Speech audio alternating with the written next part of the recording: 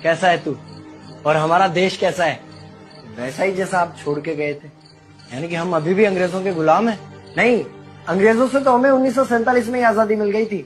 अच्छा, तो अब तो हमारे अपने लोग देश चलाते होंगे ना? हाँ, तब तो देश काफी आगे बढ़ गया होगा। जब हमारे अपने लोग देश चला रहे हैं तो गरीबी और भ्रष्टाचार का तो नाम ही नहीं होगा। सबको बराबर हक दिया जाता होगा, किसानों और मजदूरों का अच्छा ध्यान रखा जाता होगा ना? नहीं, ऐसा तो कुछ नहीं है। तो कैसा है बताना मुझे। कैसे हमारे अपने नेता, हमारे आजाद भारत के नेता, 100 साल हो गए मुझे गए हुए, बताना।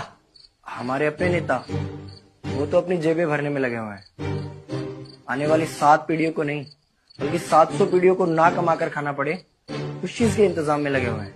तो तुम लोग क्या कर रहे हो और हमारे देश का युवा क्या कर रहा है?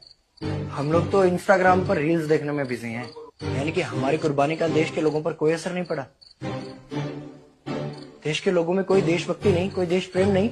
नहीं, ऐसा नहीं है। आपके लिए और देश के लिए बहुत प्रेम है भारत के लोगों के दिलों में। हर 15 अगस्त और 26 जनवरी को तिरंगा फहराते हैं, पूरे जोश के साथ भारत माता की जय बोलते हैं और आपकी डीपी भी लगाते हैं। और भारत और पाकिस्तान के क्रिकेट मैच के दौरान तो हमारी देशभक्ति पीक पर होती है। तुम इसे देशभक्ति समझते हो?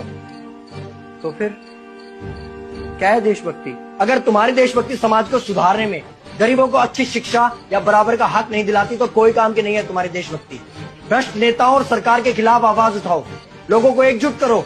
लेकिन अगर हमने सरकार के खिलाफ आवाज उठाई या नेताओं से सवाल पूछे तो हमें एंटी नेशनलिस्ट कहा जाएगा या हमें गद्दार करार दे दिया जाएगा। तो डरता है।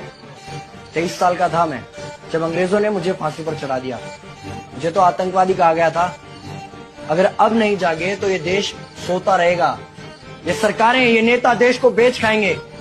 इस भ्रष्ट सरकारी तंत्र से लड़ो। देश को क्रांति की जरूरत है। क्रांति यानी कि हमें हथियार उठाने होंगे, बंदूकें उठानी होंगी जैसे आपने उठाई थी। नहीं, हमारी क्रांति विचारों की थी। जब अंग्रेजी हुकूमत ने हमारी आवाज नहीं सुनी तो हमने और जोर से आवाज लगाई और अपने विचार रखे। और क्रांति केवल सत्ता को बदलने तक सीमित नहीं है, बल्कि इस भ्रष्ट अन्यायी तंत्र को जड़ से उखाड़ कर फेंकना है। पर ये होगा कैसे? अपने आसपास से शुरुआत करो। जो भी तुम्हें भ्रष्ट नजर आए उसके खिलाफ आवाज उठाओ, एक्शन लो।